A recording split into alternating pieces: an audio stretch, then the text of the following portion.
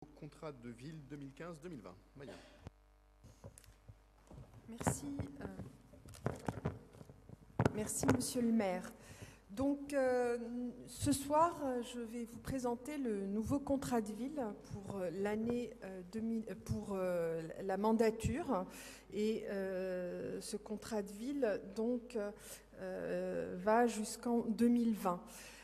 Il ne faut pas confondre les contrats de ville avec les projets de territoire, qui sont deux choses différentes. Je tiens à le préciser, le contrat de ville concerne toute la ville de Paris et j'y reviendrai tout à l'heure. Nous allons avoir une deuxième phase qui sera celle de l'élaboration des projets de territoire propres à nos territoires dans le 18e arrondissement. La ville de Paris est engagée depuis plus de 15 ans dans les quartiers dits en politique de la ville. Beaucoup de services publics de qualité ont été implantés dans ces quartiers-là.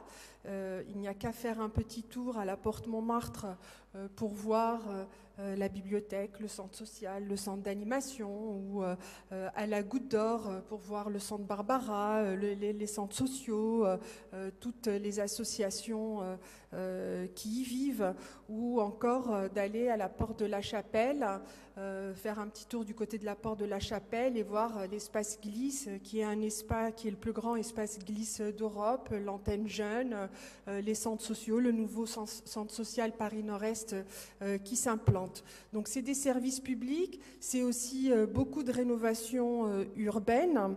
Un GPRU très actif et dont l'objectif est la réduction des inégalités entre les territoires parisiens, la réduction des inégalités au sein même de ces territoires, avec des priorités que nous nous étions données entre 2007 et 2015, donc dans le cadre du CUX.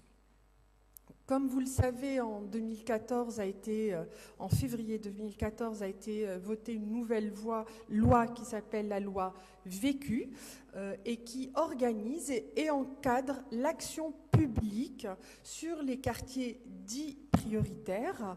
Cette action publique, souvent on me pose la question, les associations, les habitants dans la rue, qu'est-ce que c'est que la politique de la ville? Ça paraît un peu barbare. C'est tout simplement une action concertée, main dans la main, entre tous les acteurs sur un territoire donné. C'est un travail partenarial entre l'État avec ses différentes instances, la préfecture de police, l'éducation nationale, Pôle emploi, le rectorat, etc. et les différentes collectivités locales, à savoir la région, le département de Paris et la commune dans notre cas particulier. Alors, ce contrat de ville pour les années à venir a été élaboré en partenariat avec toutes les institutions que je citais tout à l'heure, les associations qui ont été associées, puisqu'il y a eu trois réunions d'états généraux animées par Colombe Brossel, l'adjointe au maire de Paris à la politique de la ville, dont un état général qui s'est déroulé ici à la mairie du 18e arrondissement. Donc, à cette occasion-là, les associations étaient très présentes. C'était aussi des ateliers avec des associations de façon spécifique, des séminaires avec les représentants des bailleurs, l'État sous ses diverses formes, et surtout des ateliers participatifs. C'était la nouveauté cette fois-ci, des ateliers participatifs auxquels ont participé beaucoup d'habitants, et j'en vois certains dans la salle ce soir qui étaient présents à ces ateliers. Beaucoup d'élus étaient présents d'ailleurs aussi à ces ateliers et ont vu l'intérêt du lien direct avec les habitants, parce qu'il est vrai que souvent en politique de la ville, le monde associatif peut être un intermédiaire privilégié, et que c'est bien de penser et de réfléchir comment aller chercher les plus exclus dans les quartiers, parce que très souvent on a tendance à travailler avec les inclus des quartiers de la politique de la ville. Et c'est toute une démarche, tout un travail, c'est de l'ingénierie, ce n'est pas si simple.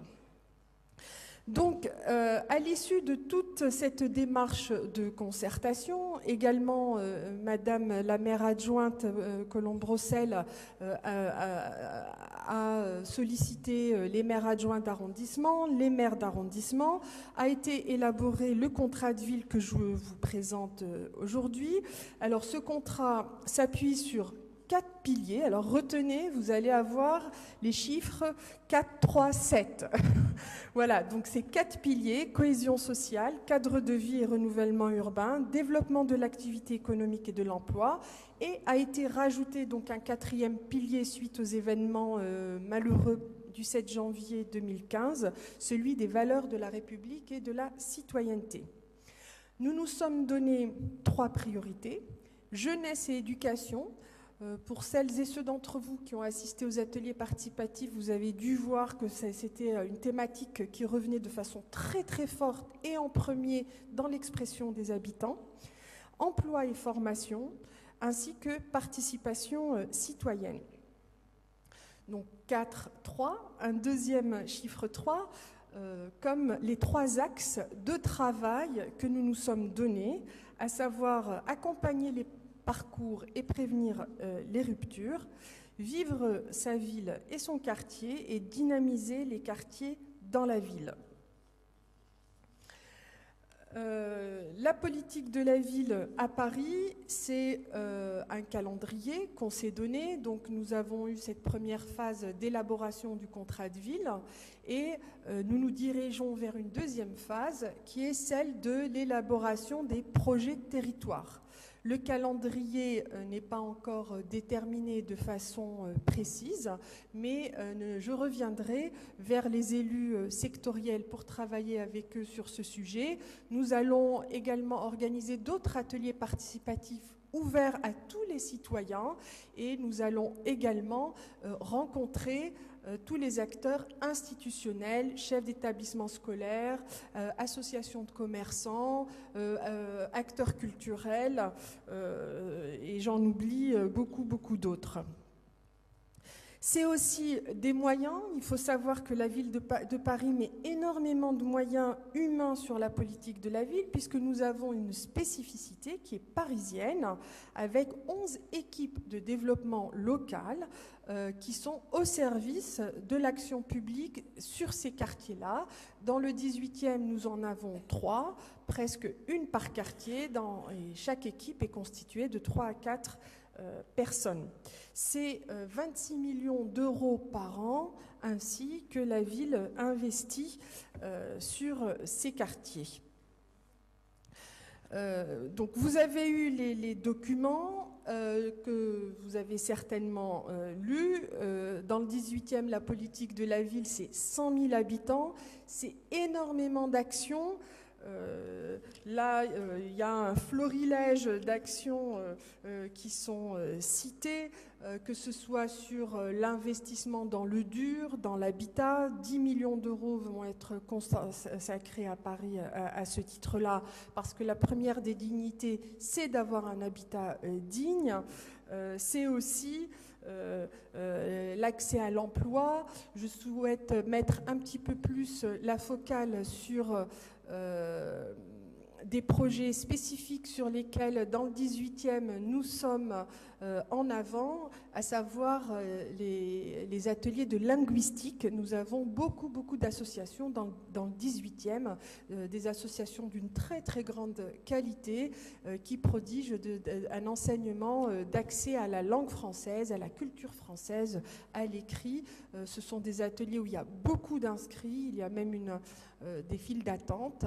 Les gens sont très satisfaits. Voilà, Claudine Bouygues, ici présente, y a participé au développement de ces ateliers depuis des années. Et on peut dire que le 18e peut être fier de ce qu'il a fait à ce niveau-là, parce que la première condition de l'accès à l'emploi, c'est la langue. Alors, j'ai mis la focale sur ce sujet-là, parce que ça me semble être un sujet important, mais comme je le disais tout à l'heure, vous avez les documents à votre disposition avec le florilège d'activités et de projets qu'on mène dans le 18e et dans Paris, dans le cadre de notre politique dans les quartiers prioritaires. Je vous invite donc à voter pour notre nouveau contrat de ville. Merci beaucoup Maya pour cette présentation d'une délibération importante, qui est une étape importante dans la refonte de notre contrat de ville. Est-ce que cela appelle des inscriptions?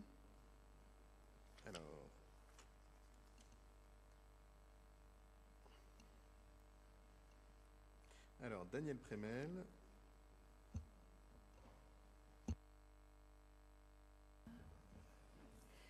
Oui, effectivement... Pardon, excuse-moi Daniel, j'avais vu Fadila Mehal avant toi. Ah bon, d'accord. Fadila Mehal. Il n'y a pas de souci. Monsieur le maire, chers collègues, je voudrais tout d'abord redire, pour ceux qui ne le savent pas, l'attachement du groupe UDI Modem à la politique de la ville, au développement, à la consolidation de la politique de la ville, puisque chacun se rappelle peut-être la contribution décisive de Jean-Louis Borloo quand il était ministre de la Ville, tout comme d'ailleurs Claude Barthelone, qui ont fait de l'excellent travail et qui, finalement, cette politique, c'est simplement donner plus à ceux qui ont moins, donc une politique d'action positive et non pas de discrimination positive. J'insiste beaucoup sur ce terme. Alors c'est vrai que le bilan de la politique de la ville, malgré ces plus de 40 ans de politique, eh bien, il y a encore en effet un enjeu très important, que ce soit dans l'emploi ou dans certains quartiers, il y a plus de 40% de chômage, que ce soit sur la question du logement, où on évoque maintenant de façon très urgente une politique de peuplement qui puisse être mieux pilotée. Et sur les questions d'éducation, vous le savez, c'est des choses très importantes. Alors moi, je souscris complètement à cette nouvelle génération de contrats, ainsi que les financements qui seront donnés aux associations. Mais vous l'avez rappelé, Madame l'adjointe, la politique de la ville, ce n'est pas simplement des associations, c'est aussi l'État.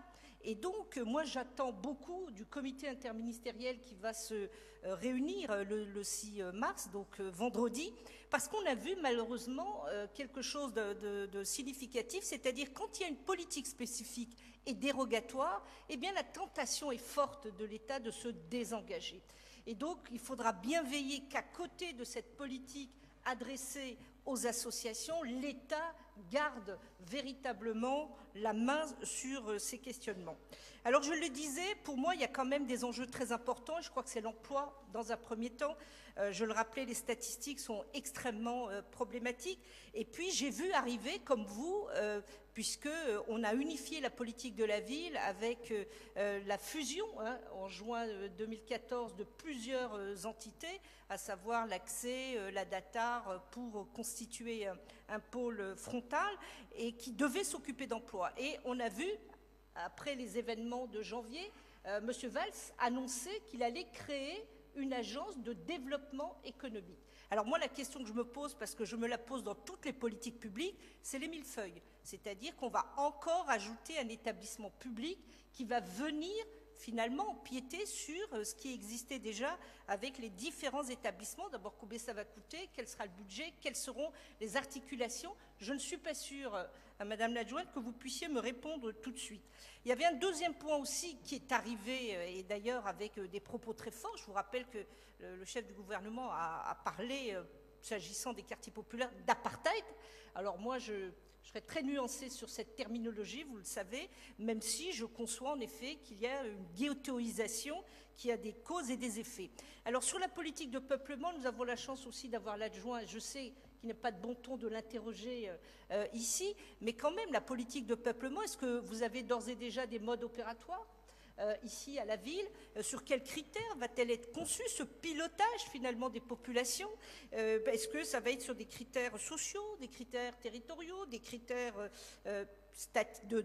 ethniques? Monsieur tout à l'heure a évoqué la question de la mesure statistique ethnique. Bon, c'est des questions quand même qui sont relativement importantes. Enfin, je salue évidemment l'innovation peut-être pour ces nouveaux contrats avec le 4e pilier qui nous a été imposé, je crois, sur la question de la laïcité, sur la question des valeurs républicaines, car on voit bien qu'une partie de notre jeunesse est en situation non seulement de déshérence, mais aussi de désaffiliation. Et je crois que sur ce sujet, il faut que nous soyons en effet unis pour nous permettre d'avancer dans le domaine. Merci beaucoup. Je vais donner la parole à Daniel Prémel, puis à Pascal Julien, puis à Pierre-Yves Bournazel et Maya Akari pourra conclure. Daniel Prémel. Oui, nous pouvons que nous féliciter en tout cas de la politique de la ville, même si effectivement, comme il a été dit, nous n'avons pas toujours atteint nos objectifs en politique de la ville, mais nous continuons. Et ça, c'est aussi grâce aux associations et au travail, en tout cas de terrain des associations, que je tiens à remercier. Nous, en tant qu'élus communistes, nous pouvons nous féliciter dans un premier temps d'avoir pu intégrer des propositions qui ont été reprises dans le contrat, telles que l'extension des zones d'exonération des surloyers, telles que le financement aussi des quartiers populaires, de le maintenir aussi tel qu'il était, et puis aussi sur les ASL. Alors je reviendrai un petit peu sur les ateliers sociolinguistiques, puisque ça a été développé précédemment. Effectivement, ces ateliers sociolinguistiques, je rappelle que l'État voulait simplement le réduire aux primo-arrivants et non pas justement faire que les ateliers sociolinguistiques puissent s'adresser à toutes les personnes ayant ce besoin, en tout cas, et entre autres les femmes qui sont depuis très longtemps sur le territoire français, mais qui n'ont pas pu, pour tout un tas de raisons éducatives ou autres, participer donc ou être primo-arrivants. Donc ça, nous en félicitons. Toutefois, on déplore les délais qui ont été donnés. Effectivement, concertation, vous l'avez rappelé, concertation quand même assez rapide. Je crois qu'un tel contrat demande aussi réflexion dans le temps. Et ces délais ont été aussi par l'élaboration. Alors félicitations, on a un document de 150 pages, mais pour nous, élus du 18e, le lire dans les temps qui nous étaient impartis, c'est plutôt réductif. Donc cela nous pose de réelles questions sur la méthode. Pourquoi une méthode de précipitation telle que celle-ci? Bien sûr qu'on nous a évoqué le fait qu'il fallait accoler le contrat de ville au contrat de sécurité. Ça nous pose quand même un peu question en termes de temps et politique. Donc voilà en tout cas nos réticences, en tout cas par rapport à ce contrat de ville. D'autre part, j'aimerais attirer l'attention sur plusieurs choses. Sur les quartiers qui sont en veille active. Alors le mot de veille active, tant mieux, ça sera qu'on soit très actif pour veiller sur ces quartiers-là. Mais en tout cas, les financements, c'est pour 1 an, c'est pas forcément pour 6 ans. Quel type d'évaluation on va donner, comment on va travailler avec ces quartiers de veille active, c'est une question qui se pose à nous. La deuxième question aussi sont sur les conseils citoyens, de citoyenneté. Normalement, ils auraient dû aussi participer, si on avait eu le temps, à l'élaboration du contrat de ville. On n'a pas eu le temps de le faire, les conseils citoyens vont se mettre en place, la ville de Paris va apporter un financement supplémentaire et je trouve ça très positif. D'autre part, on va avoir aussi des adultes relais qui vont pouvoir aider donc à ces conseils citoyens. Je dirais aussi que pour le 18e, un seul contrat relais n'est peut-être pas suffisant et que peut-être on pourrait en bénéficier d'un petit peu plus.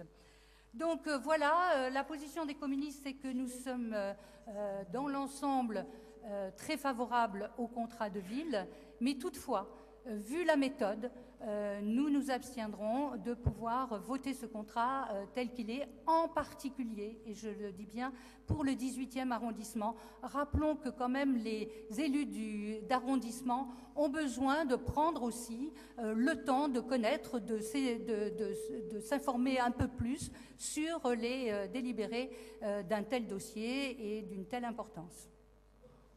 Merci. Pascal Julien. J'ai un doute, j'ai repéré une différence de 3 secondes 47 centièmes entre mon chronomètre et celui-ci. Il faudra faire un vœu pour demander que soit vérifiée la fiabilité du matériel. Alors, il est heureux que la question du contrat de ville soit abordée de manière distincte de celle du contrat de sécurité. J'espère qu'il en sera de même au Conseil de Paris, mais ce n'est pas gagné. Mais au moins dans l'arrondissement, on aura dissocié les deux. Ensuite, le document qui nous est proposé est assez imposant, 160 pages, très transversal. Toutes les questions sont abordées, culture, sécurité, économie, éducation, transport, urbanisme, logement, etc.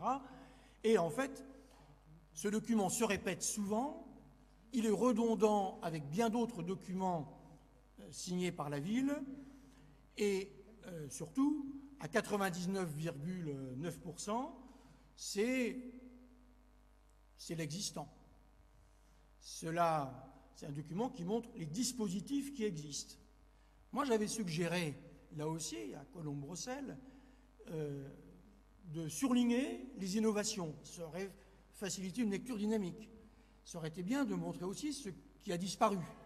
Ça n'apparaît pas vraiment à la lecture. En revanche, chaque fiche se ponctue par les leviers d'action, on nous donne les leviers d'action. Alors là, c'est s'appuyer. Alors on s'appuie beaucoup. On s'appuie sur les antennes jeunes, sur Paris Santé, les ASV, le PR, etc. C'est incroyable. S'appuyer sur tout un tas de choses. On mobilise aussi. Pour résoudre les problèmes, on mobilise. Alors, on mobilise la DPP, on mobilise les bailleurs sociaux, les partenaires sociaux, les associations. On approfondit, parfois. Voilà. D'ailleurs, j'ai vu que, j'avais noté, on approfondit, c'est axe 1, page 32, approfondir la réflexion sur la question du retour au collège et en classe pour renforcer la continuité des parcours de réussite éducative. Voilà. On mobilise. Alors, mobiliser le droit commun pour la mise en œuvre de points écoute. C'est sympa, mais justement, il y en a qui viennent de fermer dans l'arrondissement. On coordonne. Bref, excusez-moi, c'est quand même beaucoup de mots. On cherche les mesures concrètes. Alors, les leviers d'action concrets, il y en a parfois, mais on ne sait pas trop comment ça sera financé. Mettre en place des formations dédiées à l'égalité filles-garçons. Très bien. Formations, elles ne seront pas gratuites.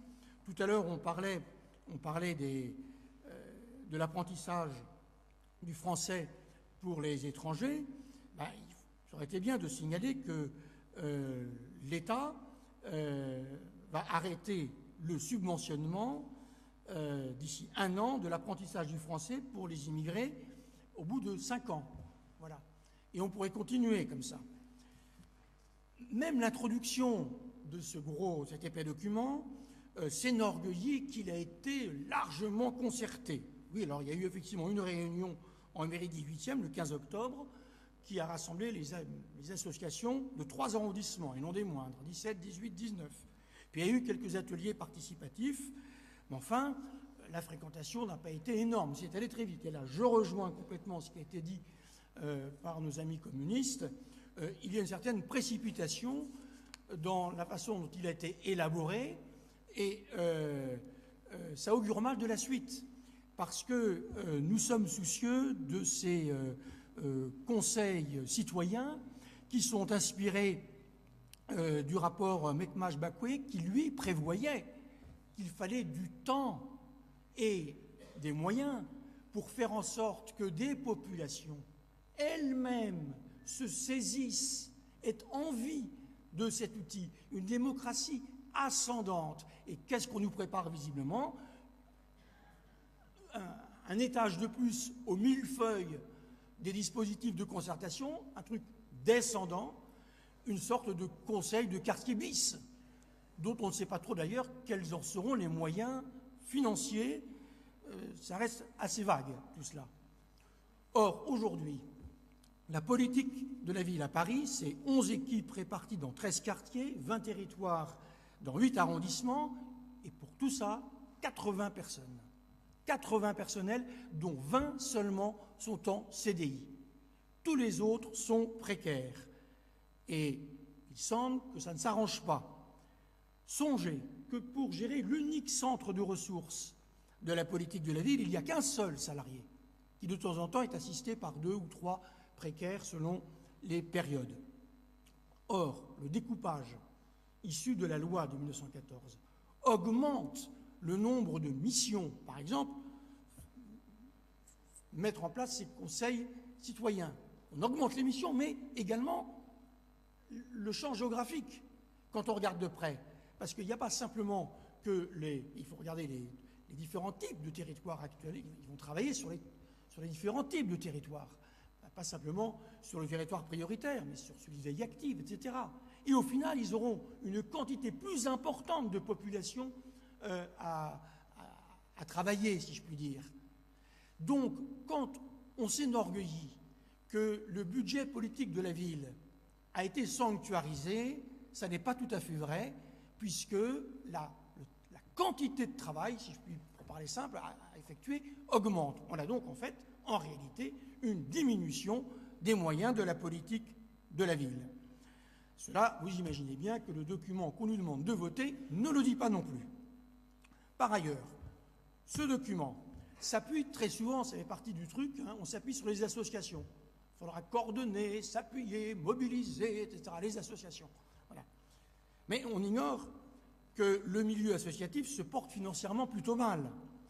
Selon le collectif des associations citoyennes, c'est 264 900 emplois supprimés en 4 ans du fait des restrictions budgétaires. Et je me souviens que cela a été déjà dit pendant la campagne électorale et que Anne Hidalgo n'a jamais démenti ce chiffre. Donc voilà, se pose quand même la question de ces moyens. C'est très bien, j'ai entendu ce matin à la radio que le gouvernement dégageait 900 millions d'euros pour renforcer les moyens de sécurité liés au plan Vigipirate. Je trouve ça très bien, même si je ne suis pas tout à fait d'accord avec la manière dont cette sécurité est assurée. Pas d'accord sur tout en tout cas.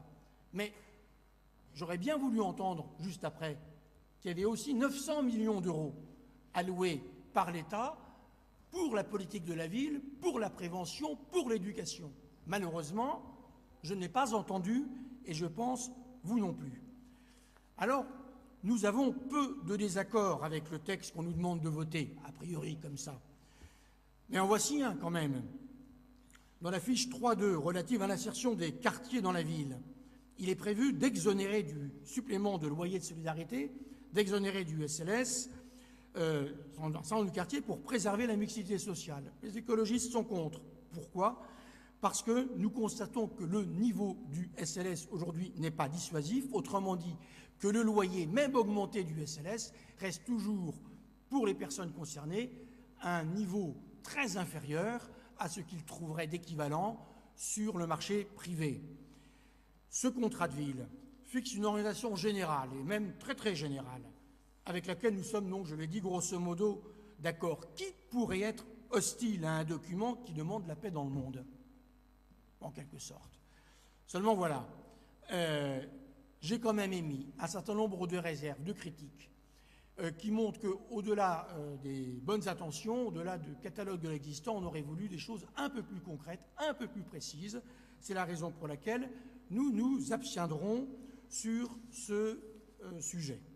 Et par ailleurs, j'entendais tout à l'heure, en référence, j'entendais parler de ghetto, je fais remarquer qu'en page 4, le contrat évoque une dynamique de dégradation dans le quartier de la Porte-Montmartre, ce qui fait que même le bilan politique de la ville doit être fait de façon nuancée.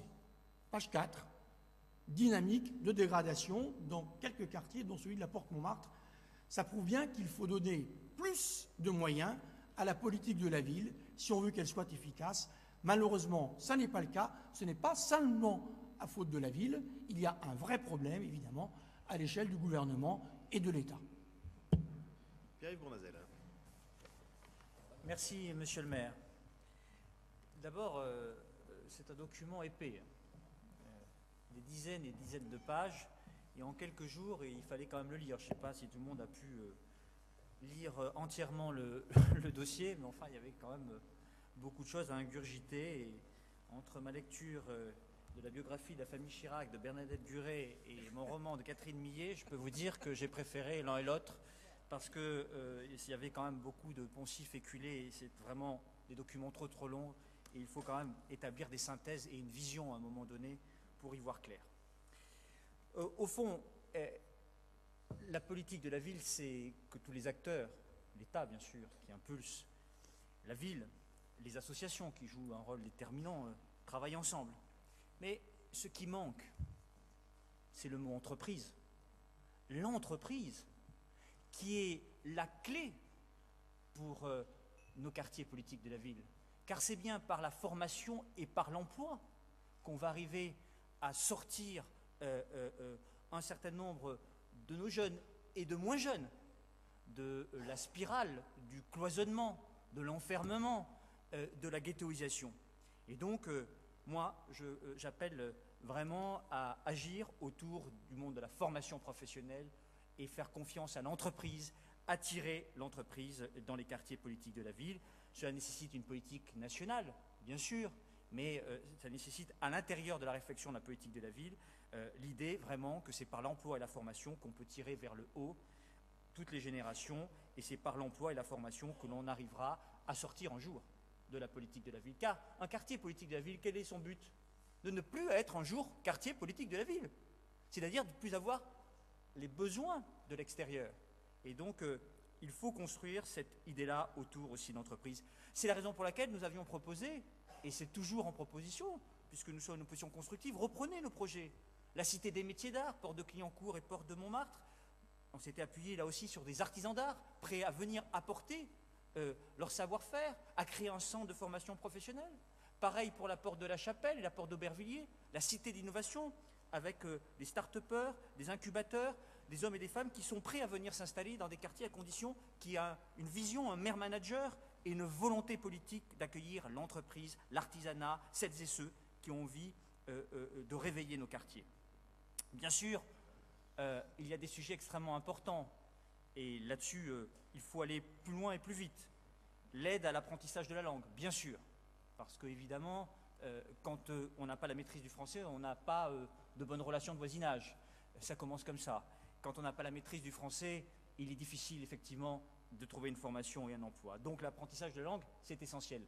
L'aide à la parentalité aussi, parce que c'est la responsabilisation des parents vis-à-vis d'enfants plus ou moins grands et qui ne sont pas toujours qui vont pas toujours dans la bonne direction.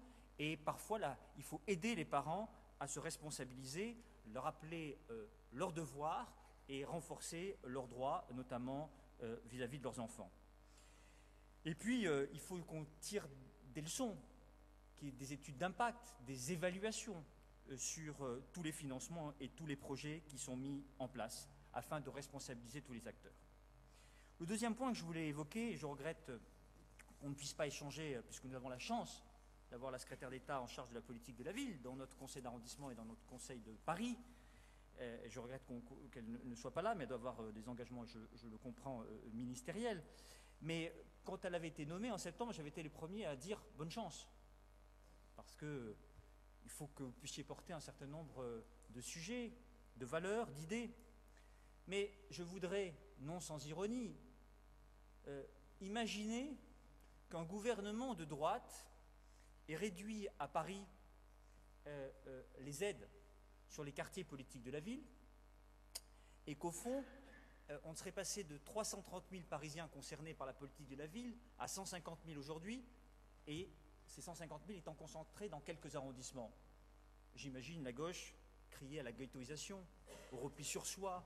Vous mettez les personnes en difficulté avec les personnes en difficulté et vous diminuez les moyens.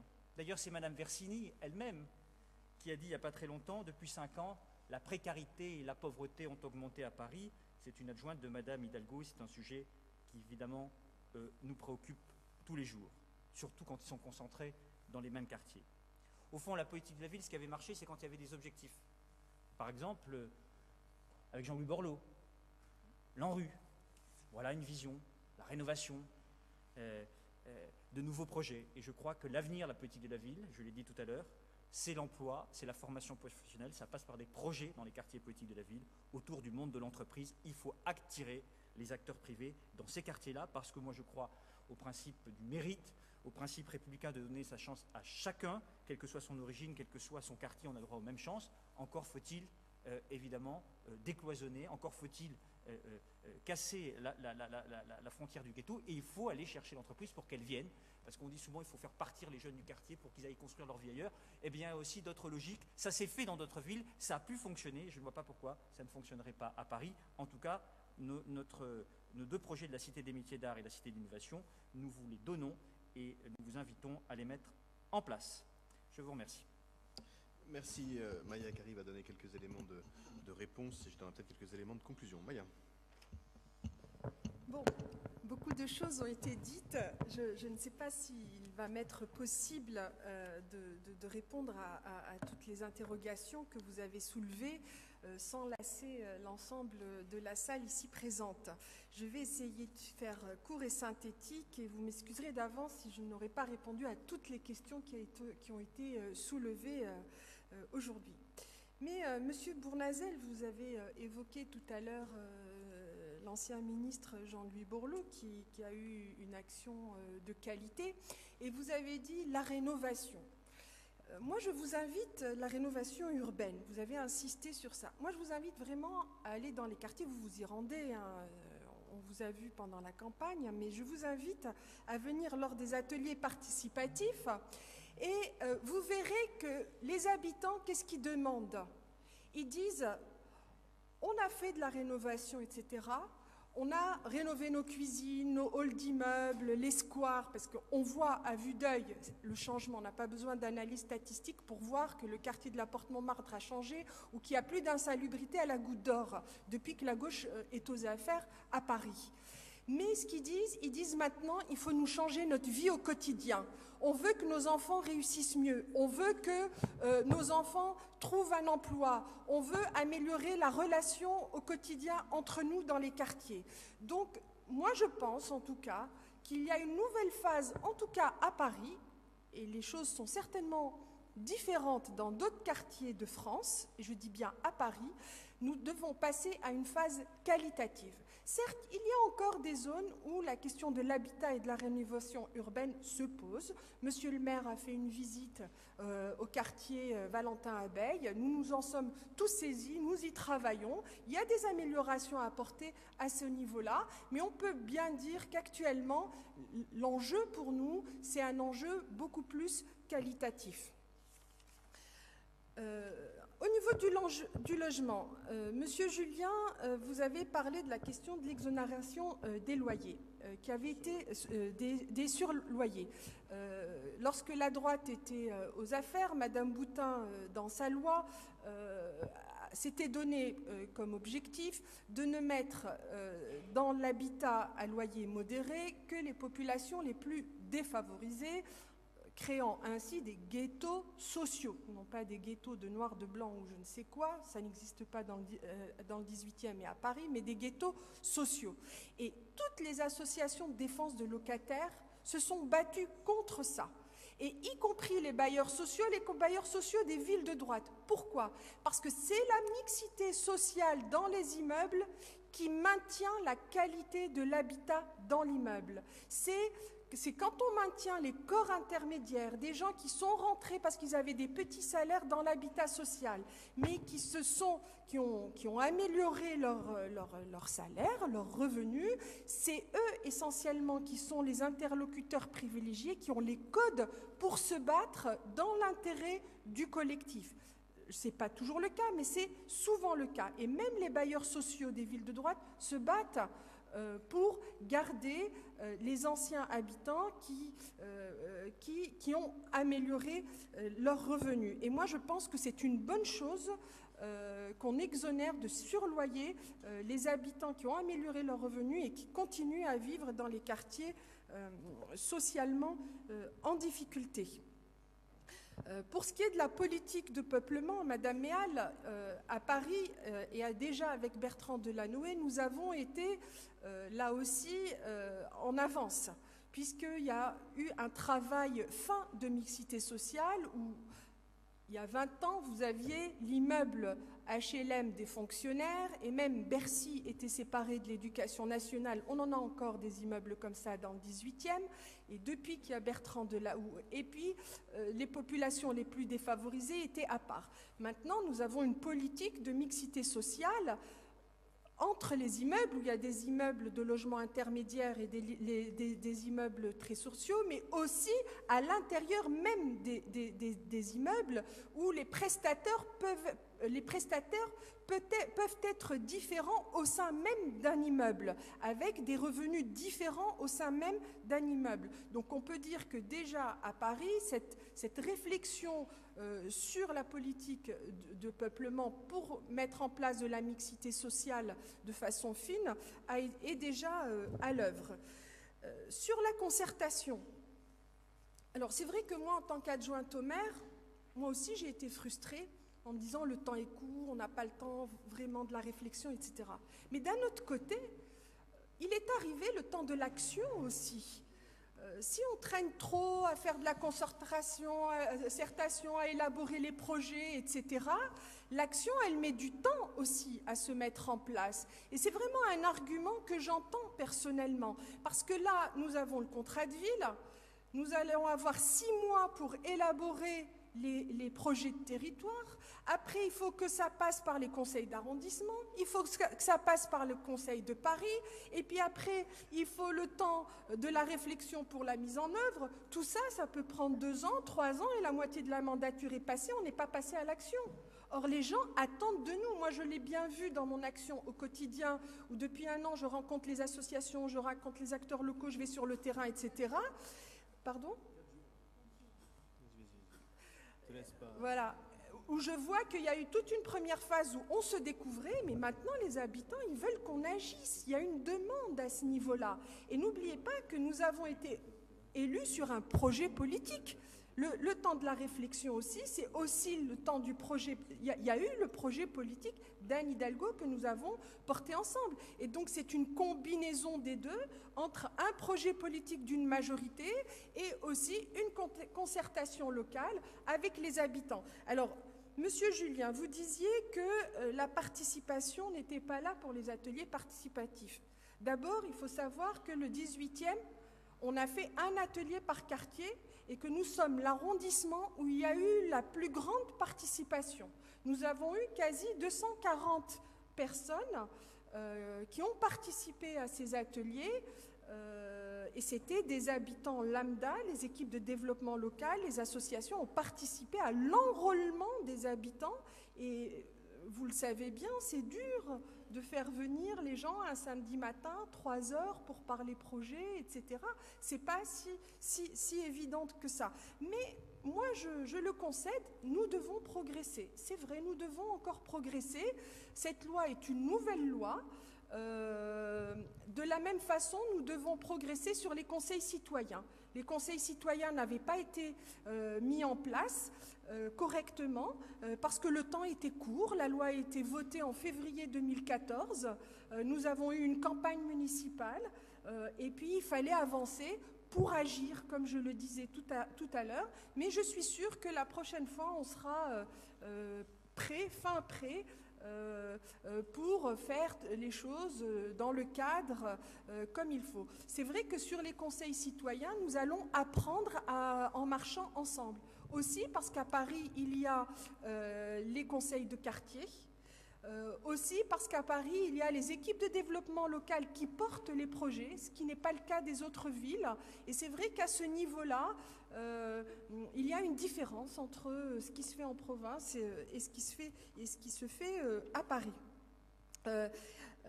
Et puis, Monsieur Julien, je trouvais qu'il y avait des contradictions un petit peu, parfois dans votre discours, vous disiez les associations n'aiment pas quand c'est vertical, etc. Et puis après, vous dites, 1 minute plus tard, dans le texte, partout il est écrit s'appuyer sur les associations, s'appuyer sur les associations. Il faut savoir ce qu'on veut. Est-ce qu'on veut s'appuyer sur les associations ou est-ce qu'on ne veut pas s'appuyer sur les associations? Nous, notre choix, c'est nous appuyer sur les associations et travailler en partenariat avec elles. Moi, j'ai noté ce que vous aviez dit, Monsieur Julien. Par exemple, aussi, vous citiez l'exemple de la réflexion qu'on veut mener. Vous disiez page 31 sur le collège et vous regrettiez qu'il y avait une phrase selon laquelle on voulait réfléchir au retour... Voilà. sur les retours au collège. C'est vrai que nous avons ciblé la problématique des élèves qui sont exclus. Monsieur Julien, moi je ne vous ai pas interrompu tout à l'heure. Donc, voilà. C'est vrai que nous avons ciblé la problématique des élèves exclus de courte durée des collèges. Ça a été pendant la concertation, voilà, c'est une problématique, on a identifié cette problématique et on a mis dans le contrat de ville qu'il fallait qu'on y réfléchisse, qu'on soit innovant et qu'on travaille avec les partenaires à trouver des solutions les meilleures possibles. Et là, on n'a pas dit ce qu'il fallait faire dans le détail à tous les niveaux. Voilà, donc je n'ai pas pu, certainement, je vois que je suis à 10 minutes et je n'ai pas pu répondre à toutes les questions, mais je suis à votre disposition individuellement pour y répondre. Je vous remercie. Merci beaucoup pour ce débat qui a été long et utile. C'est vrai que la politique de la ville, je salue Madame la Ministre qui vient d'arriver, c'est toujours un sujet complexe et on se dit toujours mais comment on peut savoir si ça marche, si ça marche pas. Et la question qui est toujours posée, c'est de savoir où en seraient nos quartiers si tout ça n'avait pas été fait. Et moi je suis heureux que ça ait été fait et puis comme je suis quelqu'un qui est plutôt la confiance en général, je pense qu'on a besoin de cette confiance entre nous mais aussi dans notre rapport avec les citoyens et les habitants. Je suis absolument convaincu qu'à la fois pour la déclinaison locale et puis pour la durée de vie de ce contrat de ville et puis des projets de quartier, on sera là quand il faudra pour faire en sorte que tout ça fonctionne. Et puis comme j'ai pas de difficulté sur la paternité des idées ou sur la paternité en général, d'ailleurs je répondrai pas point par point à tout ce qui a été dit. Moi je suis très content que tout le monde ait la paternité de beaucoup de choses et je pense que Jean-Louis Miscra sera ravi de savoir que l'opposition soutient l'arc de l'innovation que nous sommes en train de construire depuis un certain nombre de mois maintenant. On va donc passer au vote sur cette délibération. Qui est pour ? Qui est contre? Qui s'abstient? La délibération est adoptée.